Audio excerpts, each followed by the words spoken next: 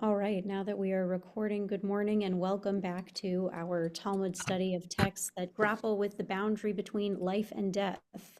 Last week we had a challenging class looking at Sanhedrin 90a to 91a.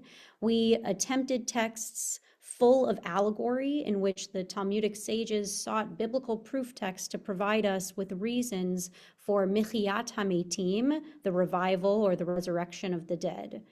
We also encountered stories in which our sages, specifically Rabbi Meir and Rabban Gamliel, entertained the likes of Cleopatra, the Roman emperor, and the Roman emperor's daughter.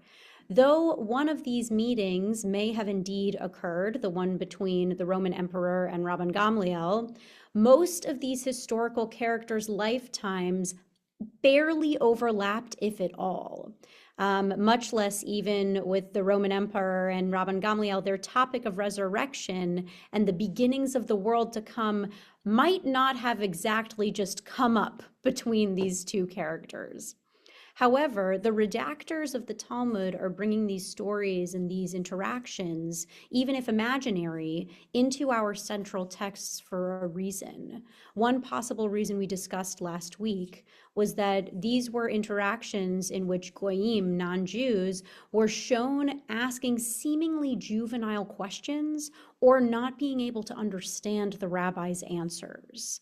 However, another reason may have been to show us previous or future readers that non-Jews and even non-Jewish world leadership had a deep and vested interest in what happens after we die and what our religion and tradition has to say about that moment of passage. In other words, they hoped that we would understand that our tradition is on par with other traditions of the world and that leaders of other peoples sought us out for guidance. Whether or not these conversations actually took place, just like us, our sages were bringing these ideas beyond the walls of the yeshivot and the study halls and trying to fit the ideas of our tradition into the greater world. And honestly, in many ways, that's what we do in this hour and a half today. We attempt to bring our tradition, these ideas of old, millennia old traditions, into our lives and see how they can fit in our modern day reality. So I'll turn it over to Rabbi Blake to get us started with our beginning text, finishing up that Sanhedrin area, and then we'll move into a few texts that look at Sror B'Tzror Chachayim from the El Male Rachamim, the morning prayer. Okay, thanks for the overview. And if you were not present last week, please do take the time to catch up with the recording, which is on on the standard YouTube channel, where it has been uploaded. We always circulate those. So we're going to pick up in Tractate Sanhedrin, and we're going to be looking at Daf or page 92, 92a, and a few short sugyot or passages that further the encounter that we're having in long form with the rabbinic notion of Olam Haba, this world to come. I've taught extensively about Olam Haba in previous courses of study. We've encountered the term, particularly when we did our deep dive into Pirkei Avot a couple of years ago. But that's not because Pirkei Avot is distinctive on this subject, but rather it is consistent with rabbinic thought that wants to engage the reader on the subject of, well, what happens after we die?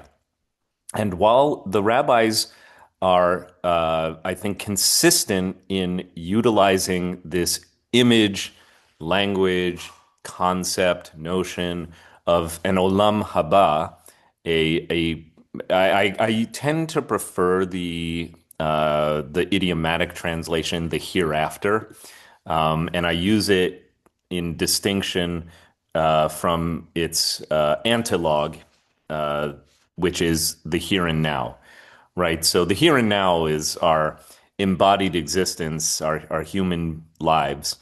The Olam Haba is a concept that allows the rabbis to talk in a deeper way about the here and now.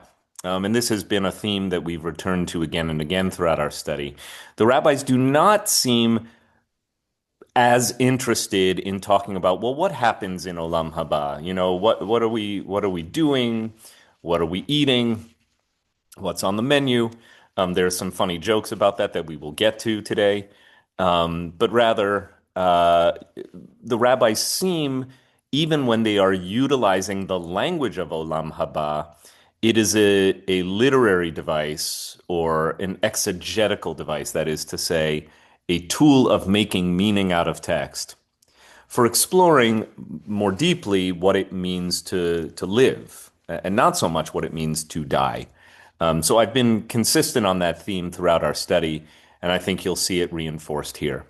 In particular, Olam Haba seems to have emerged in the kind of like collective Jewish consciousness at a time in the real revolutionary times of the onset of what we now call the Common Era or the Christian era.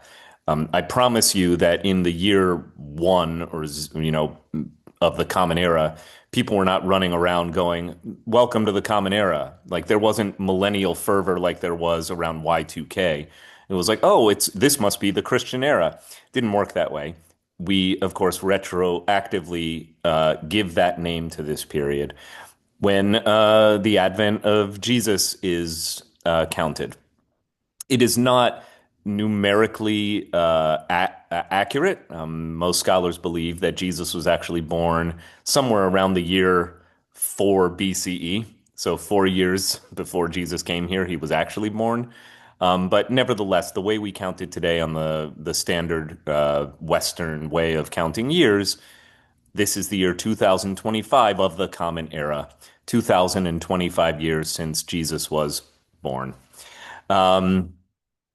So the concept of Olam Haba appears to come from rabbinic thought from around this time.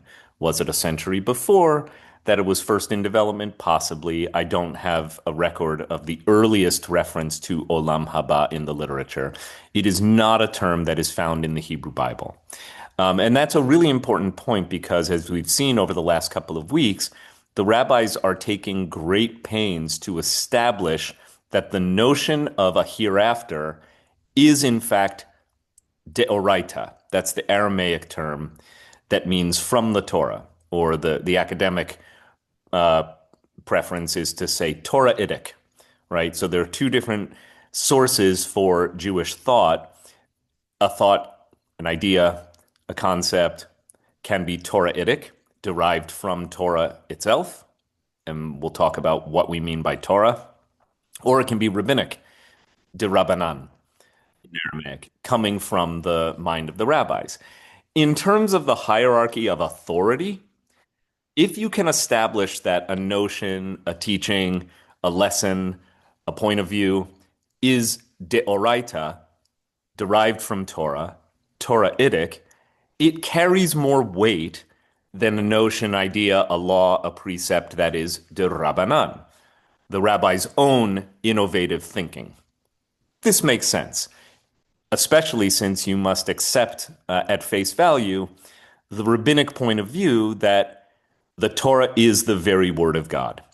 So if you can establish that a teaching, a lesson, a law, a precept, a notion is Torahitic, is deoraita, it carries weight in a way that a rabbinic decree, no matter the specific authority of the rabbi, no matter the compelling nature of the internal logic itself of what is being taught, it is more authoritative in the Jewish tradition if you can say, and don't take my word for it as a rabbi, this comes from Torah. So the rabbis are always taking pains to establish that whenever possible, don't trust me, I'm just a humble teacher of the law. Look to the law itself. And we even learned some specific code words. I believe Rabbi Plakow guided us through a few of these last week. For instance, when when the Talmud says minayin or minayin hacha, like where does this come from? As Rabbi Platkow explained, that's idiomatically to be interpreted. Show me the verse, right? Get me the proof text. The rabbis are very interested in this project of proof texting, and though sometimes I am inclined to skip over the proof texting, just because you can really go down rabbit holes and you have to look up the original source and you have to have two books open at the same time. One is your Gemara and the other is your Tanakh. That's really how you do this study. Sefaria makes it easy for us, and we will be doing a little bit of that right now. So the Gemara that we're going to look at again is Sanhedrin 92a, and this is the passage in question. So we're going to hear a little bit from our friend Rav Sheshet. Rav Sheshet, as we learn, was an Amora, so a third generation rabbinic sage, coming after the Tanaim. The Tanaim, or the original reciters of the law, are associated with the foundational construction and compilation and redaction of the Mishnah, completed somewhere in the first half of the 3rd century. So Rav Sheshet comes from a generation of rabbis after the Mishnah is already codified. As we learn, he studied under Rav Huna and Rav Chisda, was noted for his tremendous memory and expertise, so his views carry weight. They're often viewed as authoritative. His relations with the exilarch, that's a figure we haven't talked about, were acrimonious, and he always found a way not to eat when he had to visit the latter's court. What is an exilarch? The exilarch was the chief representative of the Jewish community in exile in Babylonia. We know that Jews lived as an exilic community in Babylonia as far back as the 6th century BCE, beginning with the Babylonian conquest, in the first part of the 6th century BCE, in which a substantial portion of the Jewish aristocracy and others were exiled from Judea to Babylonia, lived there for give or take 70 years, formed a commonwealth, formed an exilic community, really one of the world's great early diaspora Jewish communities, took on many of the foundational structural features of Jewish life, even something as elemental to Jewish practice as the calendar as we presently have it is Babylonian in origin. That's why the names of the Hebrew months sound funny, because they're not actually Hebrew words. We're in the Hebrew month of Mar Cheshvan. That is not a Hebrew word. That's actually a Babylonian word, as are all of the other names of months in the Jewish calendar. The Bible, the Torah, has other names for time. The calendar that we use comes from Babylonian exile. And despite the fact that King Cyrus of Persia let the Jews go back to reestablish a second commonwealth at the end of the 6th century, Jews did return to Judea. They did establish a new society and religious structure in the so-called Second Temple is built in this period. The great scribe Ezra institutionalizes the public reading of Torah. The governor Nehemiah establishes the political life of the Jews upon their return. Nevertheless, many Jews remained in Babylonia. So there's been an extant Jewish community in what is today Iraq for a very, very long time, since biblical times. And that's a point of pride for the remnant of the Iraqi Jewish community that sees itself as the heir to this grand Babylonian Jewish tradition. It is but a fraction of a shell of its once great self.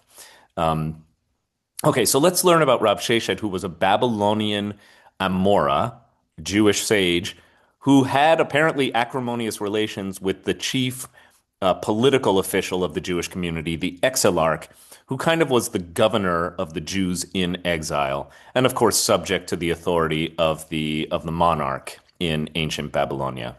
Rav Sheshet says, and let's look at it in Hebrew, Amar Rav Sheshet. By the way, the word Amar is the word that doesn't just mean he said, it also clues us in that he said it as an Amora, one of the speakers. If it had said Tana, that would be your indication that it's a Baraita or a teaching from the Mishnaic period. This is later than that.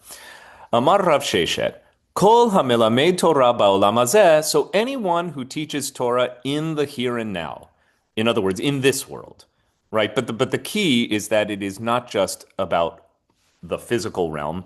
It's about temporal realm, the here and now. I like that translation. So anyone who teaches Torah while they're having a time as a person, zochem melamda leolam haba. That person merits to teach it in the hereafter. Shenemar, what's our proof text? As it is said, Umarve gam hu yoreh. We're going to talk about that verse because the way they're using it is particularly delicious if you're into wordplay. So Rav Sheshet's premise is, if you teach Torah in the here and now, you will merit to teach Torah in the hereafter. Now, I won't speak for Rabbi Plotkow, but I do teach Torah in the here and now. And I have to say, I'm not sure I'm thrilled about the prize of teaching Torah in the here and now and hey, Blake, when you die, you get to keep doing this. Um, okay. We're going to Like, meet. We're going to continue to meet on Thursdays at 10:15. you know, it's out of my hands. But if in fact that is what awaits me as my heavenly reward for teaching Torah, I'm going to have some concerns. I'm going to say, okay, but what about the beach and the nice meals? Like, what about that? This is the prize of teaching Torah. Okay, again, Olam Haba is not a subject of inquiry or curiosity for the rabbis because of what it tells us about what really happens after we die. It is utilized by the rabbis to comment on what is valuable in our lived experience, in the here and now, right? So it's meant to underscore what it means to live a righteous Jewish life, a good Jewish life. And so it's clearly placing a premium on those who teach Torah. Well, go figure. A book by rabbis for rabbis extols the role of rabbis. None of this should surprise us. Like, this is a rabbinic view of the world. And so if the rabbis are saying, what is a meaningful way for one to spend one's days here on earth? How about teaching Torah? And by the way, that's what awaits us in the world to come. And there are many such speculative teachings in Jewish literature, in Gemara, in Midrash especially, that even ask the question, what is God up to all day long? And many of the traditions from Midrash depict God as a Rosh Yeshiva, as the head of the academy.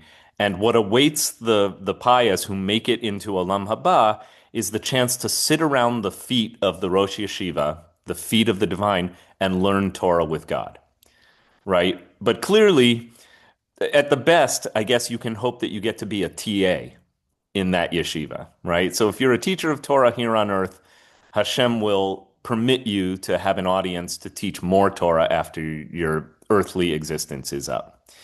I wanted to note, and I set this up in my introduction, and I think it's important to understand the tumultuous revolutionary period of Jewish life in which these traditions are established and expounded, particularly traditions around Olam Haba, because I told you already, it's not really a biblical notion, it's a rabbinic notion. I think there's ample scholarship on this to back up my belief that a lot of the traditions around Olam Haba were intended to explain and explore the apparent injustice of life on earth. In other words, we are living in a time where Jews living under the heel of the Roman Empire, experiencing all kinds of oppression, privation, and suffering on a national scale as Jews, eventually in the year 70 encountering the destruction of their temple, their shrine, their commonwealth, their priesthood. All of the structures of Jewish religious and political life were completely decimated. In that environment, it may not surprise us, therefore, that Jews were asking, and that pious Jews, Jewish teachers, that is to say, the earliest rabbis, were asking questions of where in all of this can God's justice be seen? In an unjust world, in a world in which the righteous suffer and the evil are rewarded, namely their Roman overlords and their sympathizers, including Jewish sympathizers. Where in this world can God's justice be seen? One answer that, again, I've said this today, is consistently deployed throughout rabbinic literature is not in this world at all, but rather in Olam Haba. Olam Haba, therefore, is seen as a rectification for the injustice of this world. It makes a theological claim that precisely because this world does not operate according to God's justice, the good suffer, the evil prosper. Because of that, they introduce and consistently deploy this new idea of an Olam Haba. It gets better, right? Whatever stuff you're going through that is misery and suffering in Olam Hazeh, in your earthly embodied existence, in the here and now, gets rectified so long as you merit the rectification. And that so I want to make it clear that the concept of Olam Haba is a direct outgrowth of rabbinic inquiry into the nature of human suffering and how that does not square comfortably with the notion of a God who is always just and good and powerful. Right? That's the friction that Olam Haba attempts to resolve. Whether or not it resolves it to your satisfaction is not really of concern. But I want to teach this material so that you understand not just what, but why. Why do we have all of a sudden entering Jewish thought this notion of Olam Haba? It's very much about rectifying, smoothing, or soothing the friction between our lived experience. Wait a minute, I'm doing everything right. I'm following the mitzvot. I'm doing everything the rabbis tell me about living a righteous life, and yet I suffer. And yet no one has rebuilt the temple. And very importantly, in contradistinction to the nascent Christian movement, which was also happening, in our Jewish way of looking at things, the Messiah has not yet come, despite what others are now saying about this guy from Galilee. Our Messiah has not yet come, because if the Messiah had come, the world would look a whole heck of a lot different, right? So these are the reasons that early rabbinic Judaism and early Christianity cannot be understood in a vacuum, each by itself, but rather as sibling traditions, rival sibling traditions growing up alongside each other. And Olam Haba is our way of answering similar questions to what early Christians were asking about. Well, we're suffering too. The Romans hate the Christians. Like, so where's our hope? And the offshoot that would become Christianity from this common stock of early post-biblical Judaism is faith in Jesus' saving power and in the resurrection of the dead. And they would lean hard into that. Probably, when I've taught this in other classes and contexts, probably a major reason why Christianity would end up appealing en masse to pagans and not so much to Jews.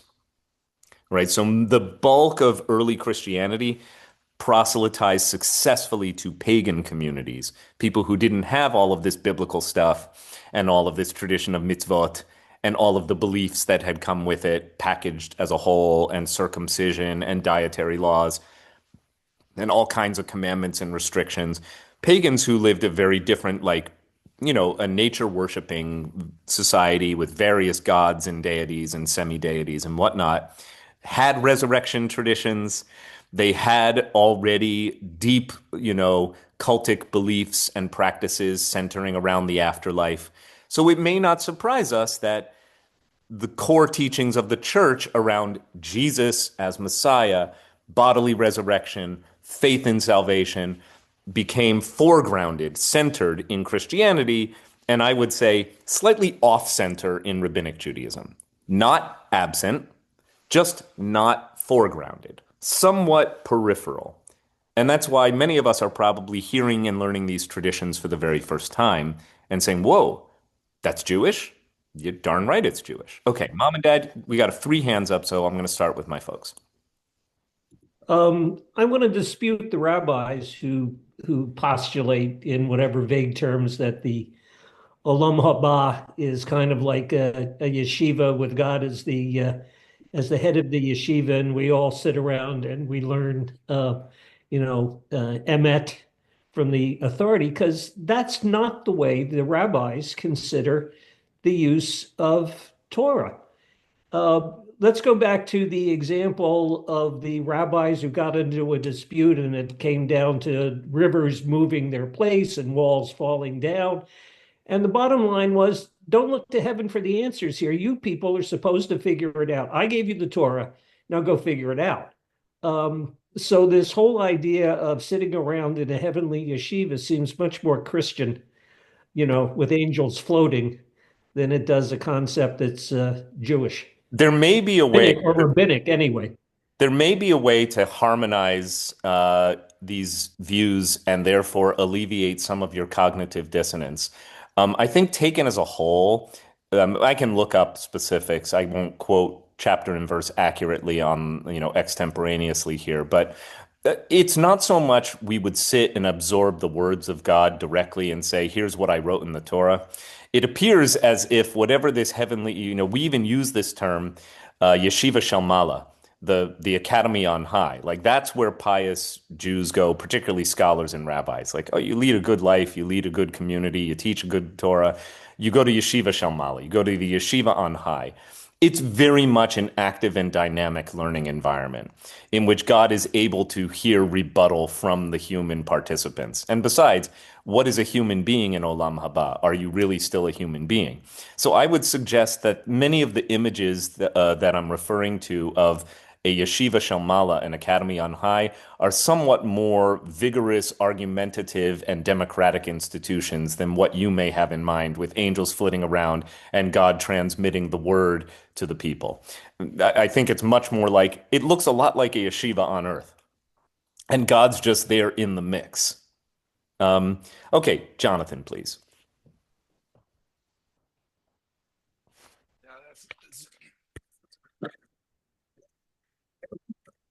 Sorry, I got to get the microphone in the right place. Yeah, definitely opening a Pandora box here with about what life is here on Earth if everything is going to happen when you leave. When you're talking about evil, because I remember Joseph Telushkin, he's worked with, and he said something about Anne Frank and Hitler, and he said if Anne Frank wasn't rewarded in the next world, her life is as meaningless. Or I wish I had the letter, but it was no better than Hitler because she should be rewarded for her life.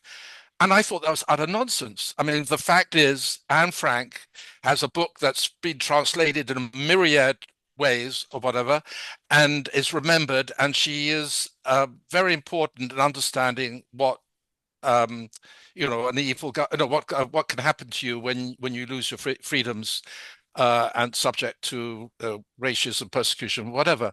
So she does live on. So the question that in my mind is this a mistake to put such emphasis on the reward when it should be what we have done here? I don't know if we're losing that, because I know as you say, to get there, we've got to do the right things and everything.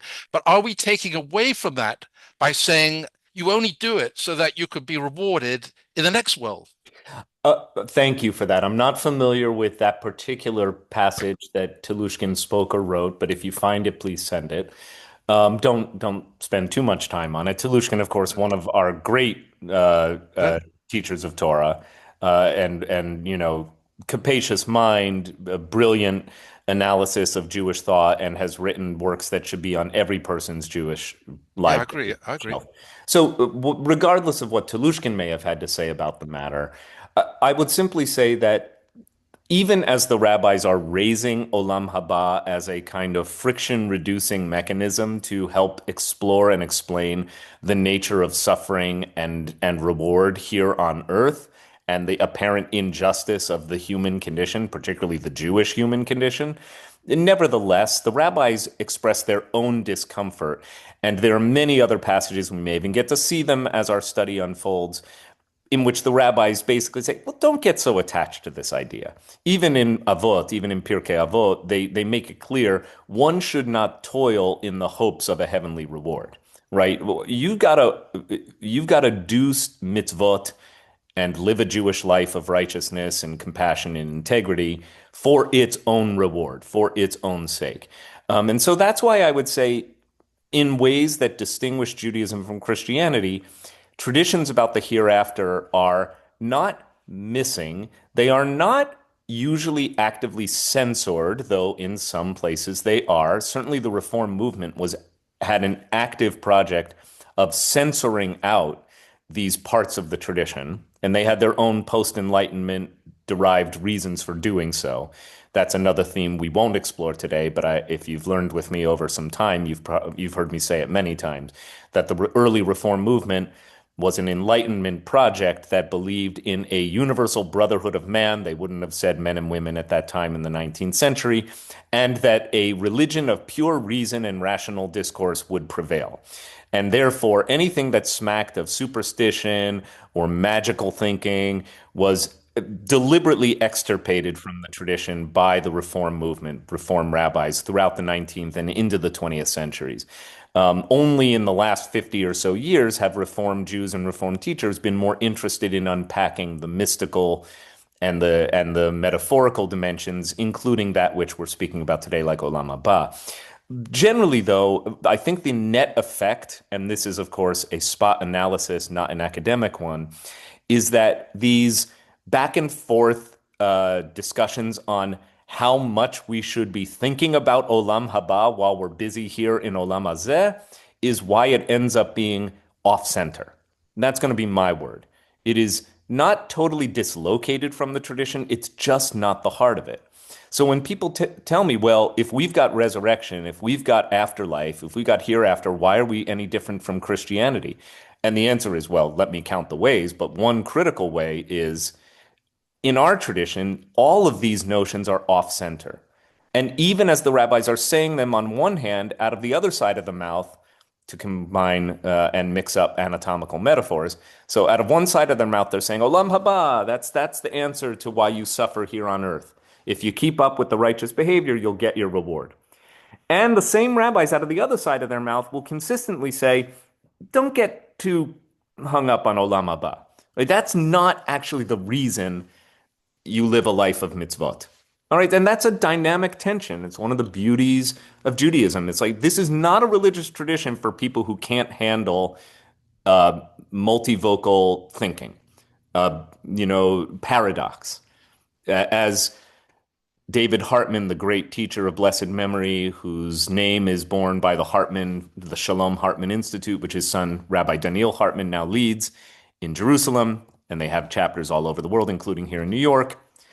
As Hartman was fond of quoting from Tosefta, from a kind of para-Talmudic passage, make yourself a heart of many rooms. Big enough, a heart with rooms enough to carry both the words of Hillel and the words of Shammai. It's one of my favorite teachings. That's what Jewish thought requires of us. A heart of many rooms, where the word heart is actually lev in Hebrew, refers to the seat of the intellect, not just the seat of feelings. So make yourself a heart of many rooms, because on the one hand, you've got to have a room that says Olam Haba, and then you've got another room that says, that's not why I follow the mitzvot. It's not out of hope in a heavenly reward. And can you hold both? You must. Okay, Audrey, your turn. It's a little bit off center, but I'm curious. In our Torah, is there any mention of Jesus as a Jew, as a rabbi? Not in Torah, of course, since Torah was completed, Tanakh, the Hebrew Bible, was completed centuries before Jesus ever arrived. But the Talmud makes extensive references to Jesus, though usually not by name. But there are passages that talk about the Nazarene, the guy from Nazareth. There are passages that talk about the one who was crucified. And there are passages, the most consistent thing the Talmud says about Jesus is pejorative. There are a handful of passages that describe him as a sorcerer. So he kind of bewitched the people using magic, picking up on traditions that are in the Christian scriptures themselves, like the miracle traditions around Jesus walking on water and healing lepers and whatnot. And so the Talmud, and in a few polemical but very important passages in the unfolding of Jewish history, refer to Jesus as a sorcerer. And this, of course, caught the attention of both censors in the Roman period, and later were part of the Christian-Jewish disputations of the High Middle Ages. And one of the things the Christians wanted to do in ways that became much more organized in the 13th, 14th, and especially the 14th and 15th centuries, when you have organized Talmud burnings, and those are the Jewish communities that were lucky, because you have many communities where it was organized Jew burnings. But Talmud burnings were organized in part out of, outraged Christian church-led protest against the Talmud's own portrayal of Jesus as but a hack magician, as opposed to the Savior, Son of God. Well, I guess if I were a church authority, I'd be annoyed at the way the Talmud frames it too. And there's a lot of other language that scholars believe is coded into the Talmud that exhibits a somewhat anti-Christian bias. But there are also places in the Talmud that may well have been redacted exactly so as not to provoke the ire of the church. It's a subject of endless fascination for me, but not today's subject. So thank you, Audrey. Okay. So we're going to go to the next couple of paragraphs, which are, again, not too hard, and I think that they will just flow through back to our main theme. Amar Rava, and again, just click on Rava if you want to know who he is. He's over here on the sidebar.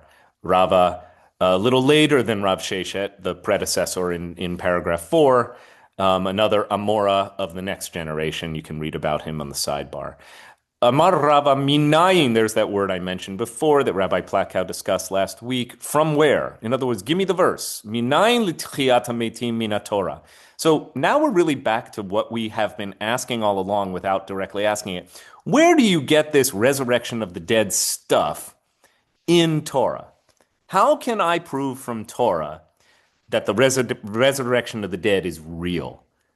And therefore, not just Jewish, but Word of God Jewish. Remember, Deoraita, if I can tell you it's from the Torah, I've got the Word of God behind me. Don't trust my authority as a rabbi. This is the highest authority of all. So where in the Torah do we get the resurrection of the dead? Now, Torah, in this case, will not refer only to the 5 books of Moses. The rabbis are going to use the word Torah to mean the law, or what my Christian friends call scripture. So they also call it the Old Testament. As I joked with some Christian friends this weekend at the church, well, nothing old about it for me.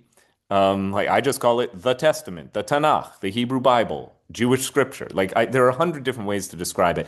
That's what they mean. The 26 books of the Hebrew Bible are all considered to be divine writ in ways that the rabbis, even with this notion of an oral Torah, in other words, there is a deeply embedded mythology in rabbinic literature that when God was hanging out with Moses on Mount Sinai, God transmitted the law to the prophet to the people. When God was transmitting the law, it was not only the words written on tablets of stone, it was the whole Torah, and even more, it was also something called Torah Sheba'al Peh, the oral Torah, the Torah by word of mouth. And God was quite literally, if you take it at its word, communicating to Moses every Torah teach that would flow from Torah through the mouths and pens of the rabbis for time immemorial. So everything, including this class today, including the Torah discussion we're having right now, was actually part of what God communed with Moses on Mount Sinai.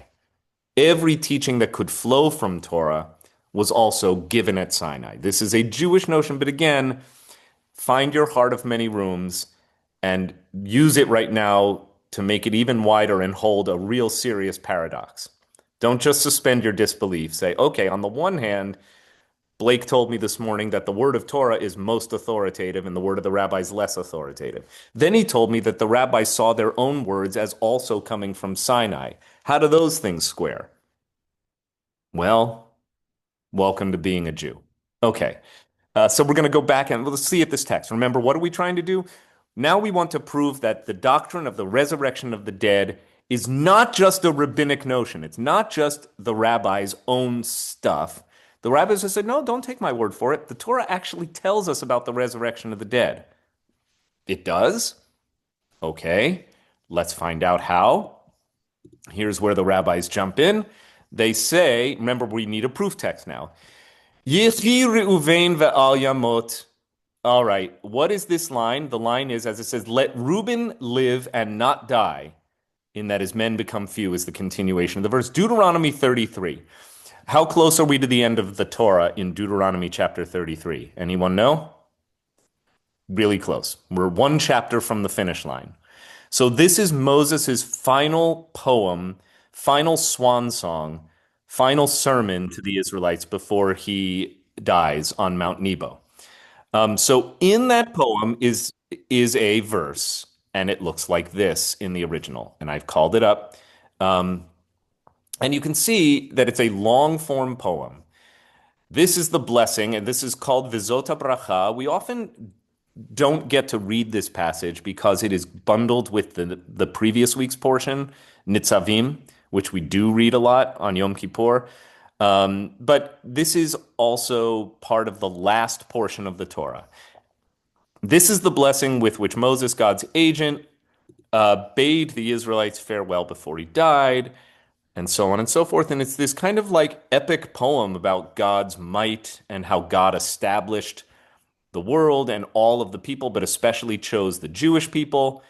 And then Moses fits himself into the poem itself, which is a little bit funny and self-referential, which leads scholars to conclude that this poem may have existed independently and then was redacted into the Torah because it really makes for a very powerful poetic coda to what has come before, and a very powerful poetic preamble to what is going to come next, which is the narrative around the death of Moses, end of Torah, Simchat Torah, back to the beginning. Okay, God's rulership. All right, and then the line is the firstborn son of the Israelites, of course, Jacob's oldest child, through Leah, his first wife, the older sister, the older daughter of Laban. May Reuben live and not die, though few be his numbers. You may recall that the tribe of Reuben in the Torah itself elected to reside on the other side of the Jordan, east of the Promised Land. It created quite a stir, and Moses was quite unhappy about it, but eventually God and Moses permit the Reubenites to live on the wrong side of the Promised Land, where the later rabbinic tradition will explicate they get their comeuppance for not wanting to go into the Promised Land and reside there by being the very first on the front lines to be vanquished by the Assyrians. So the tribe of Reuben has a kind of a sad ending, but the rabbis are reading this in a very hyper-literal way. Yechi Reuven ve'al yamot, let Reuben live and not die. And the rabbis are saying, Yechi Reuven, may Reuben live. That means Reuben's life ba'olam haba. So one gets to have an earthly existence. Ve'al yamot, and not die, la'olam haba. Sorry, ba'olam hazeh. So in the here and now, Reuben lives. Ve'al yamot, and in the world to come, that's where Reuben will never die.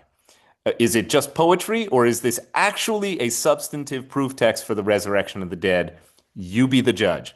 But the rabbis say, I found us a verse from Deuteronomy that implies that in the here and now one lives, in the hereafter one is resurrected. In my view, it's not a great proof text.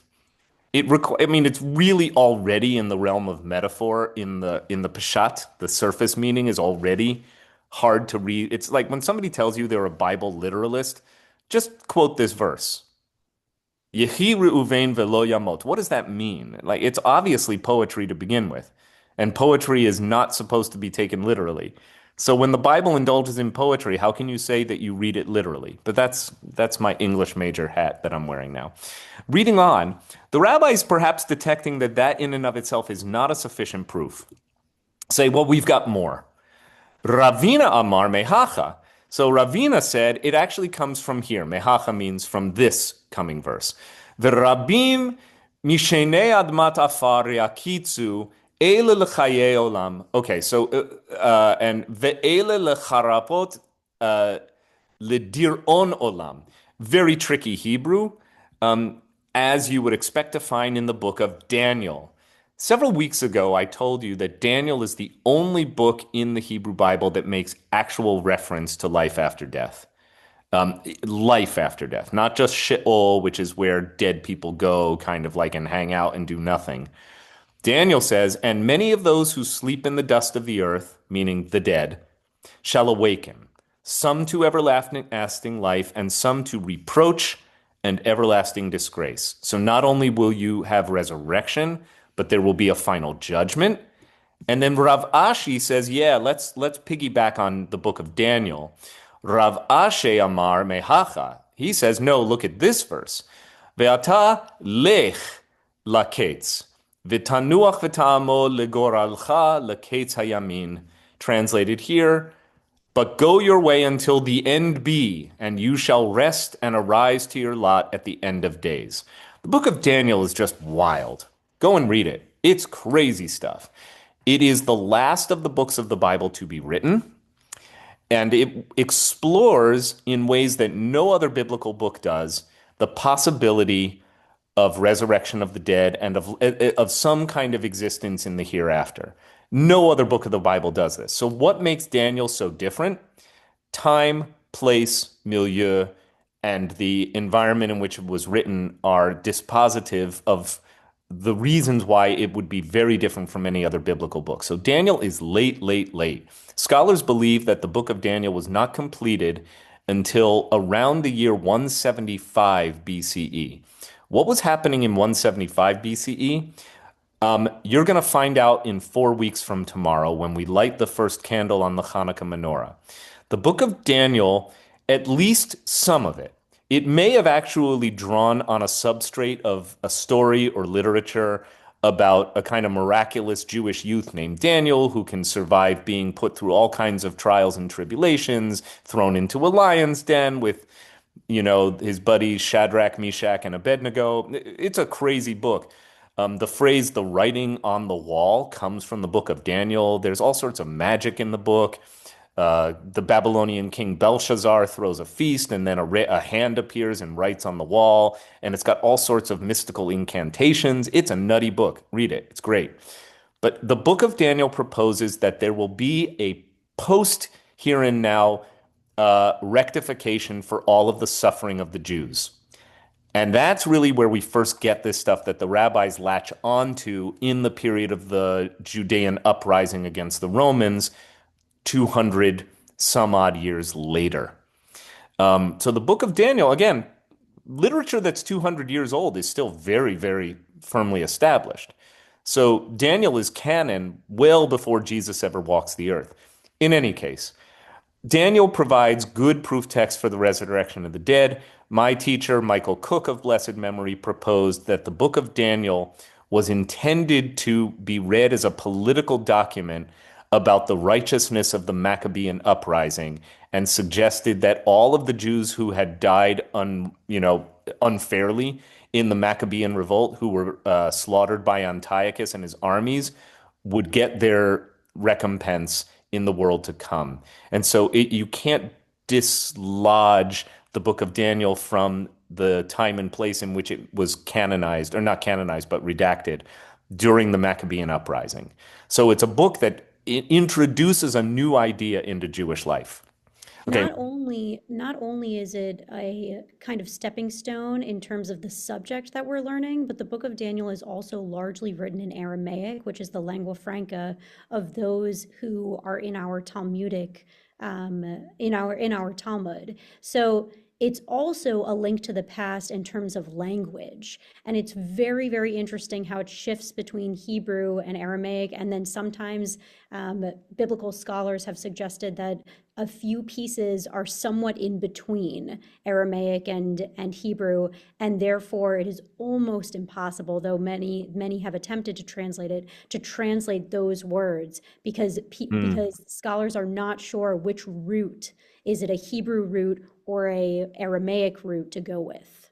Excellent. Yeah. So the book of Daniel, we don't typically teach it in Sunday school, but the rabbis were all over this book for both linguistic and programmatic reasons. If in some ways it fits the rabbinic agenda of, life is pretty miserable right now for the Jewish people, for our nation, but it gets better.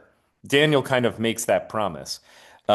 Finally, this will be very brief because I've already overrun my allocation. Thank you, Rabbi Platkow, for for setting up today's lesson. I'm going to give you the rest of the class in a moment.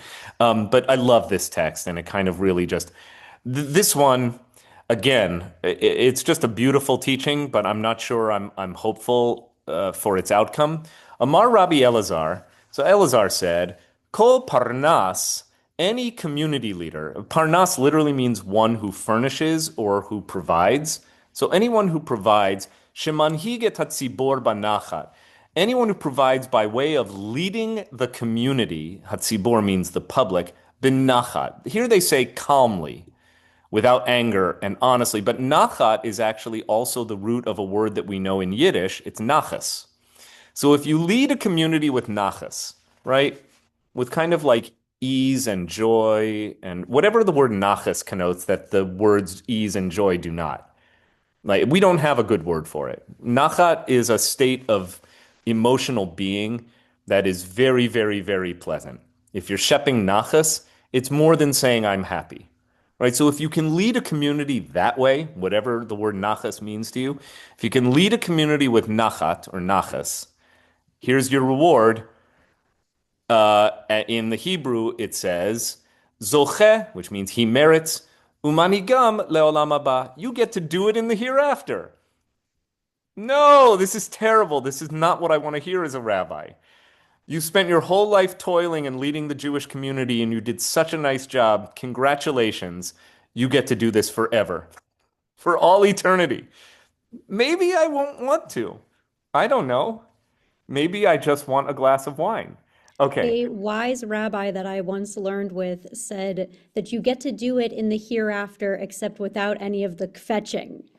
That would be great. Unfortunately, no such promise is explicitly made here. We merely get the proof text. Shene'emar, as it says, Ki merachamam yenahagem ve'al mabu'e mayim yenahalem. A beautiful poetic verse from Isaiah. For one that has compassion upon them, meaning the people, will lead them. Even by the springs of water shall he guide them. And whenever you have this traditional structure of biblical poetry, it often says A prime, right? The Savior shall come in riding on a horse. Yea, on a horse he shall ride. Like, that's a very biblical way of saying stuff. You just say the same thing twice, two slightly different ways. So he shall lead him gently by streams of water shall he lead. Like, that's a very, like, if you want to sound like a psalm, just talk like that a lot. And the rabbis, however, say, no, it's more than that. You can actually say phrase A, clause A means ba'olam hazeh, in the here and now.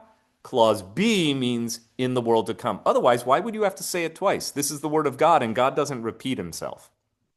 Right? So if God is saying effectively the same thing exactly back to back, it must mean that it's not the same thing. One applies to the here and now, one to Olam Haba. And there's much more we could do on this, but we have so much other good text to encounter today, so my colleague takes over from here. Shalom, everyone. It's so wonderful to learn here with everyone. It's really just an abundance of knowledge happening. We're going to move into a slightly different direction and review something that any of us who have ever been to a funeral or a Yizkor ceremony have heard. And I'm actually going to give you a little peek in, or lift the curtain, give you a little peek behind the curtain by showing you our rabbi's manual for this one. So if you've ever been to a funeral, this prayer will resonate with you. The El Malei Rachamim, literally God full of compassion, or sometimes Rachamim is translated God full of mercy. And I want us to focus on a phrase here, Yitzror bitzror hachayim et nishmato, or for a woman et nishmata.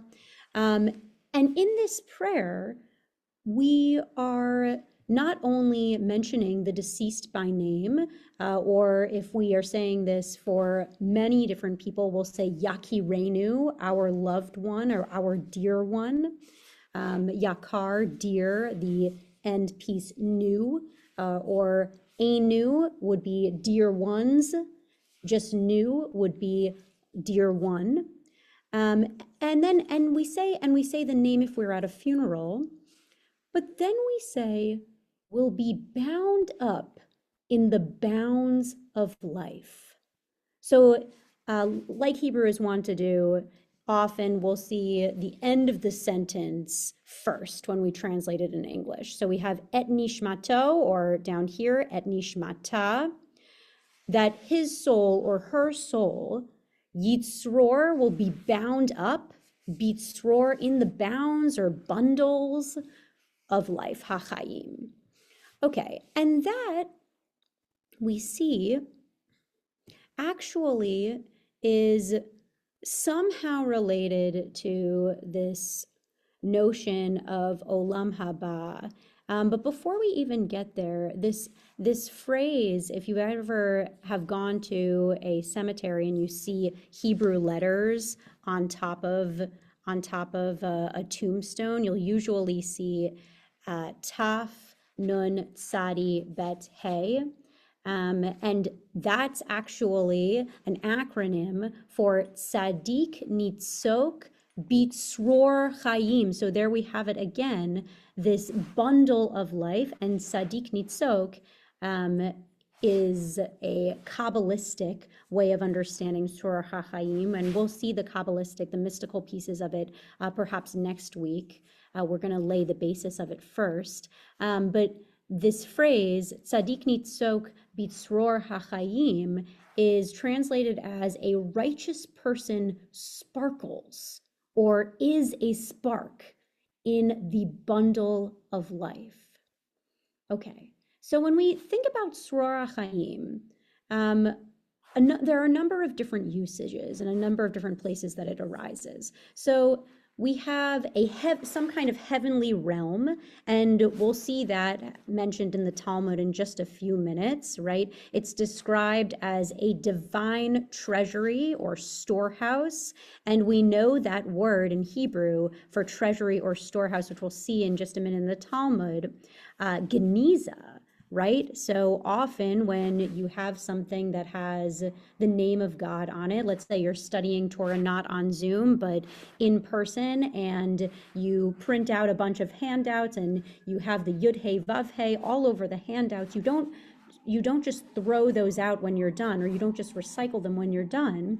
In fact, you bury them in a specific way. And before they go into the ground, before they're buried, they are put into a little box, often beautifully decorated in a synagogue or a Beit Midrash or anywhere else, even in a home, called a geniza, a treasury or a storehouse. So this is one understanding of Tzror HaChaim. There's like a storehouse or a treasury of souls that are both waiting to be born or have just returned from earth. And we'll see that in a second.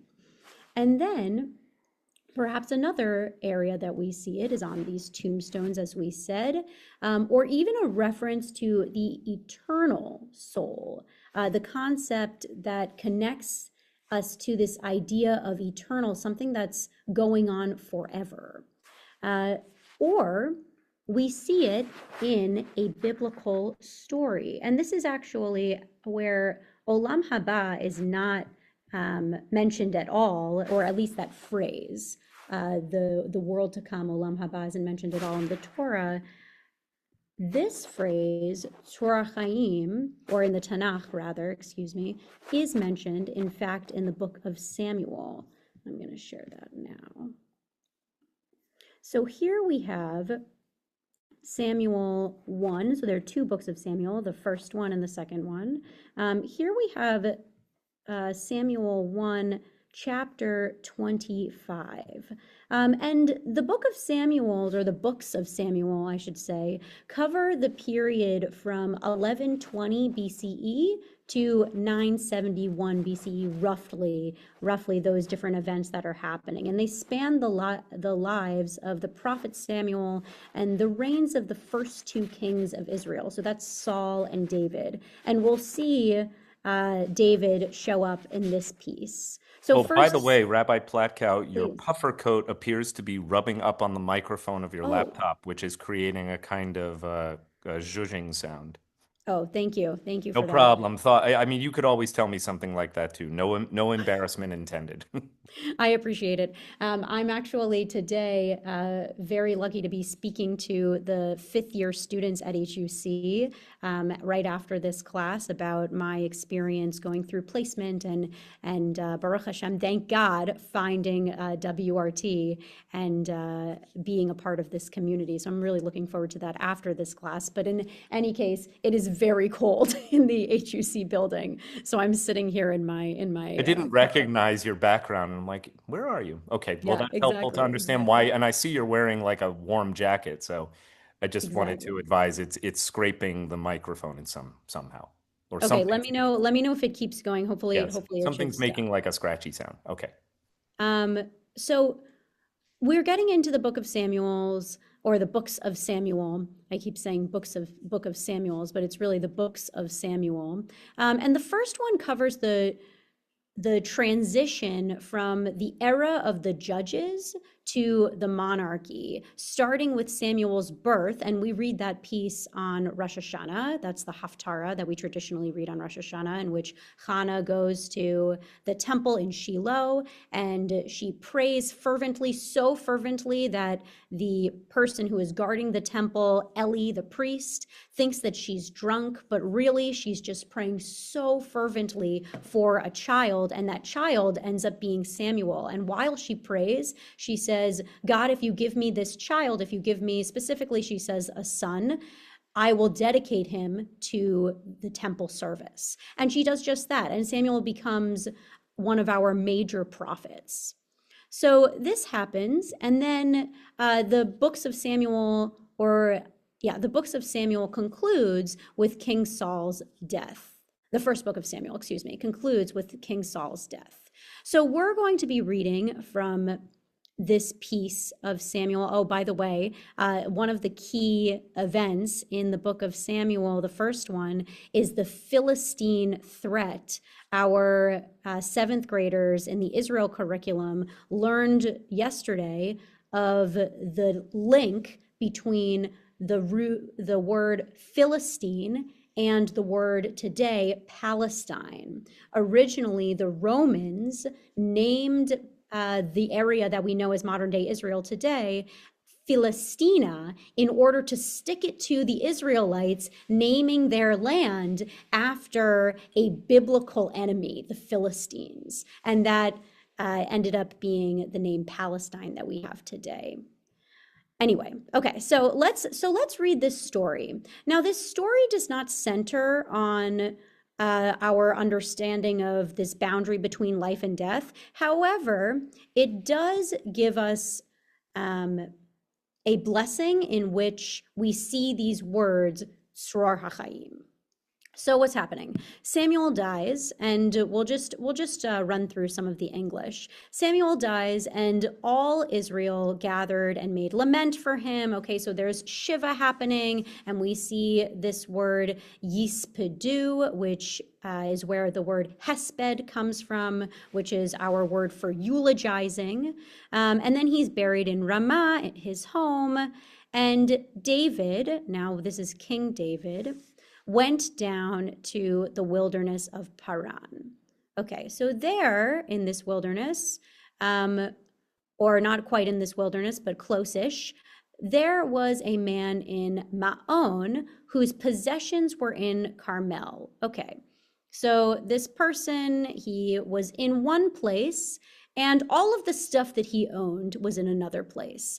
The man was very wealthy. He owned 3,000 sheep and 1,000 goats. At the time, he was shearing his sheep in Carmel. Okay, so he's in Carmel. He's shearing his sheep. This was a big festival at this point, actually. People gathered all the time to shear their sheep.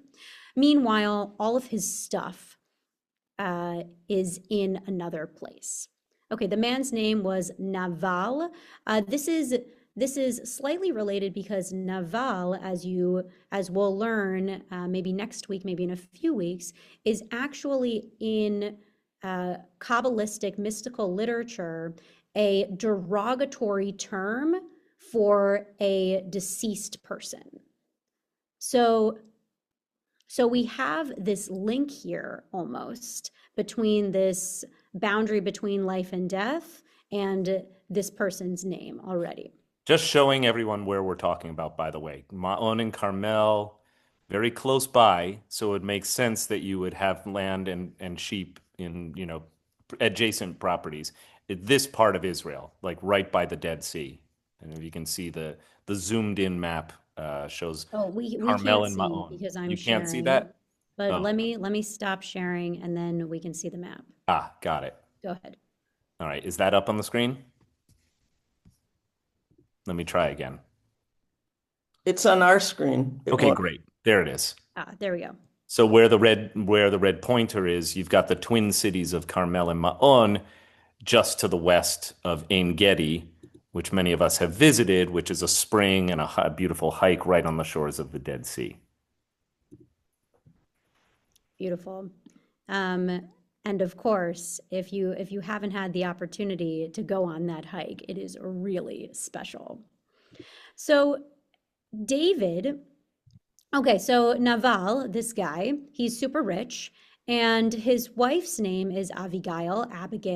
If you know any Jews named Abigail, this is the origin. The woman was intelligent and beautiful, but the man, a Calebite, was harsh and an evildoer.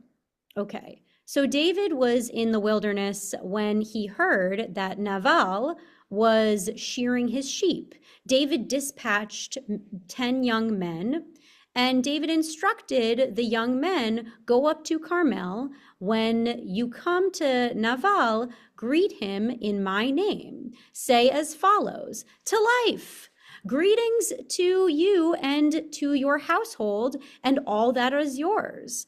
I hear that you are now doing your shearing. As you know, your shepherds have been with us. We did not harm them, and nothing of theirs was missing all the time they were in Carmel. Okay, so what's happening here? It turns out that David's men and many different would-be kings at this time had mercenaries, which we're hearing a lot of in the news if you're following the Eric Prince story that's happening right now.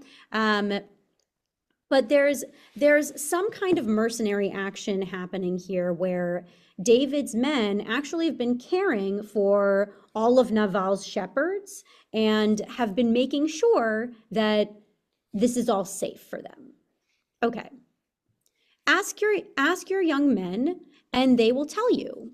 So receive these young men graciously, for we have come on a festive occasion. Please give your servants and your son David whatever you can. Okay, so they want a tip for protection. They've been protecting Naval's possessions and his shepherds and making sure that this festival is easy for them and that they don't run into any kind of hardship or challenge, and they want a tip for their services. Okay, so David's young men, they go and do this, and they get to Naval, and they say all of these things, and Naval answers David's servants. Who is David? Who is the son of Jesse?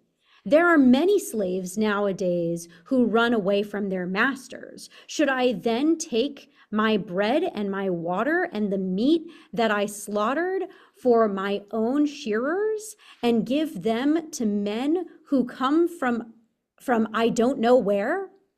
Okay, so obviously pretty insulting.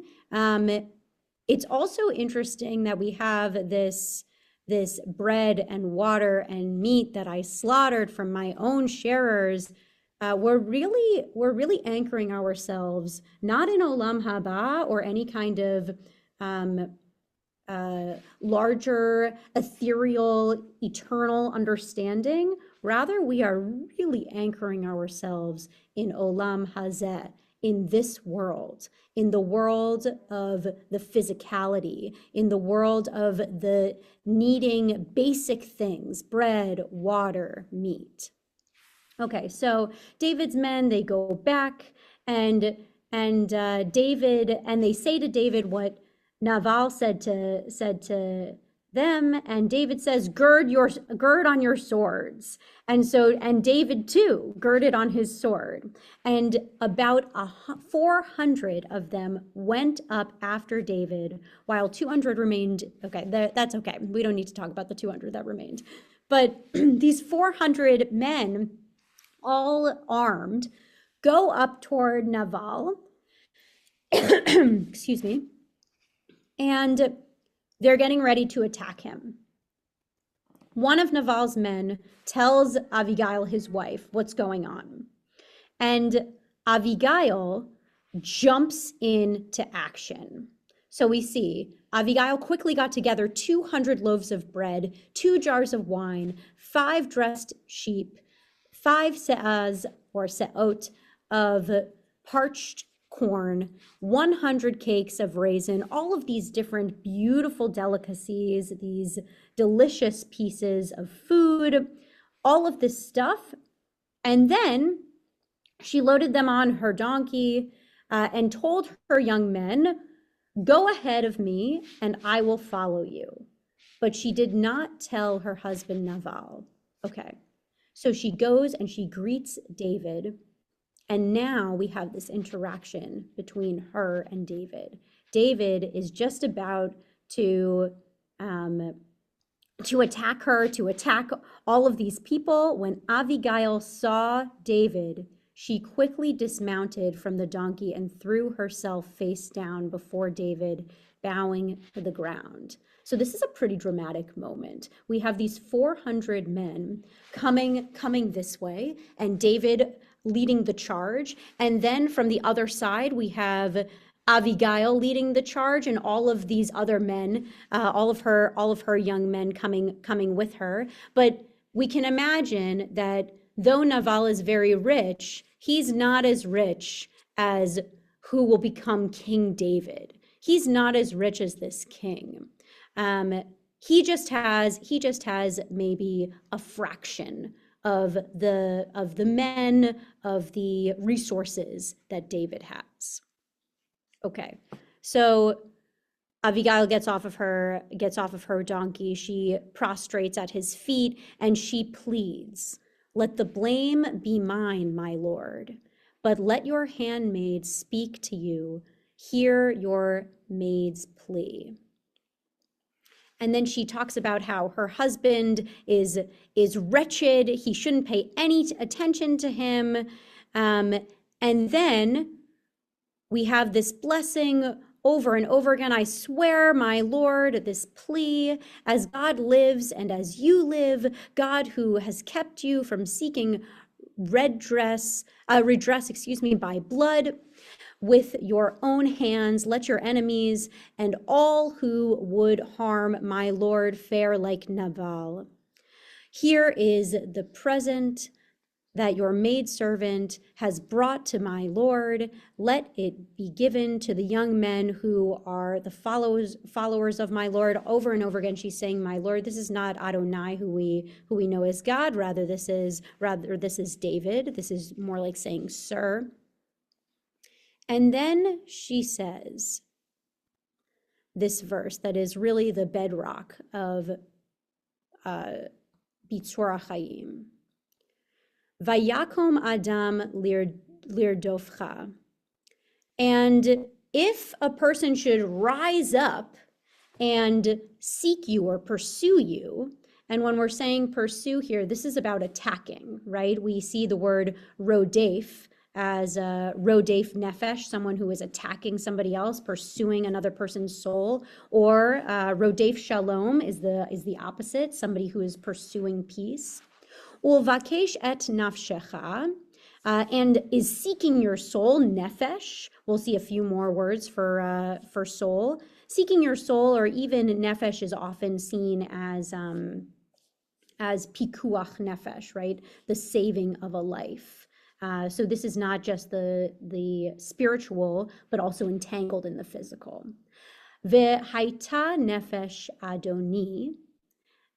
May the nefesh of my Lord, may the physical and spiritual in one, soul of my Lord, life of my Lord.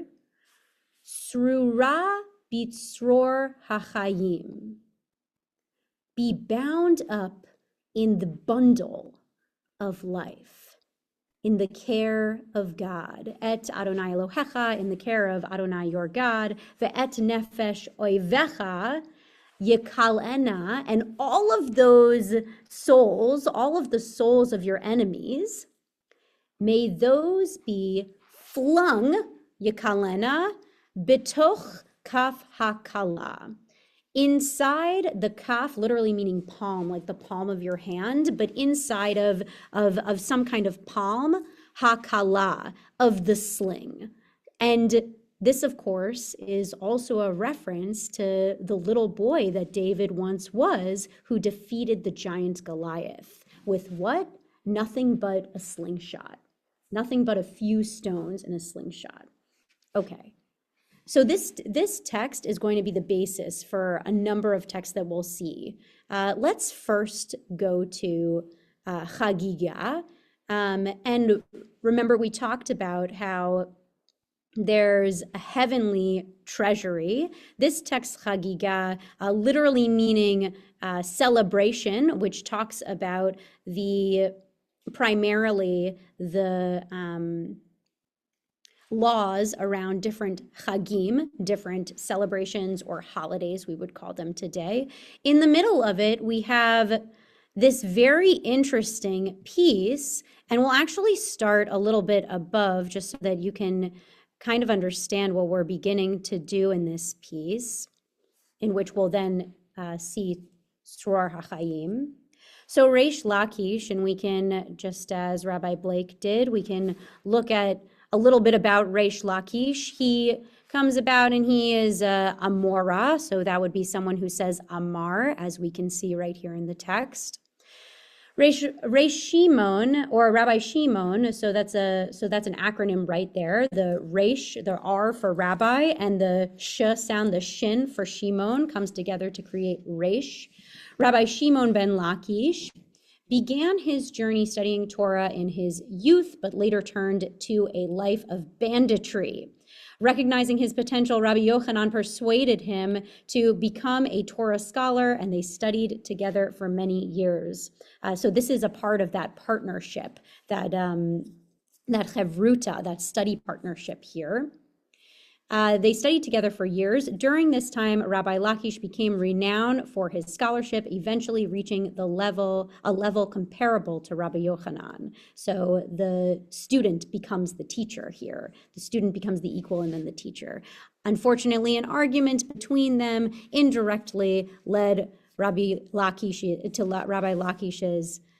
premature death. So he is, especially here, very interested in what are we talking about? We're talking about the 7 layers of heaven. And we'll see over and over again that each of these layers are a different firmament in the English here.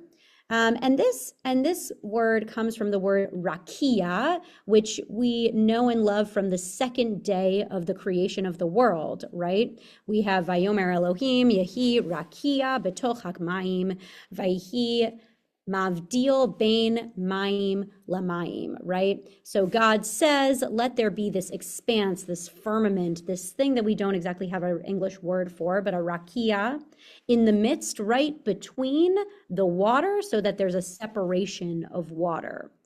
And this rakia ends up being the sky, right? We skip a couple of verses, and Vayikra Elohim larakia shamayim. And God calls the rakia, this firmament, the sky. And shamayim is also the word for heaven, right? We see that over and over again. So here, Reish Lakish is coming to say there are 7 layers of heaven. And if you ever watched that show, Seventh Heaven, it was finishing up when I was a child. So if you ever watched, it was very soapy. but it's actually has its roots somehow in this text. So there are 7 layers of heaven, and here are the different layers. The one that we're going to focus on is Aravot, the highest layer. So each of the layers we see, there's a little bit of an explanation on each one, and we get a little bit further down the page, as it were, and we come to Aravot. So Aravot, the 7th level of heaven, the 7th level of the sky, the 7th level of the firmament. What's there? Aravot, Shebo Tzedek Mishpat Utzdaka. Okay, so what's in the firmament, the 7th level of the firmament? There's righteousness, tzedek, mishpat, justice, and then we have this word geniza or genizeh here. Chaim, it's a treasury or a storehouse of life. V'ginzeh, shalom, it's a treasury or a storehouse of shalom. V'ginzeh, bracha, and it's a treasury or storehouse of blessing, bracha, right, from Baruch. V'nishmatan shel tzadikim. And also, it contains all of the nishma, all of the souls, and here we have another word for souls, right? We had nefesh before. Here we have nishama or nishma, depending on how you read it. Nishama is not only soul, but right, we know from the final verse of the 150th Psalm, right? Kol nishama tehalel, every breath, not just every soul, but every breath should praise God. So these are the breaths or the souls of the tzaddikim.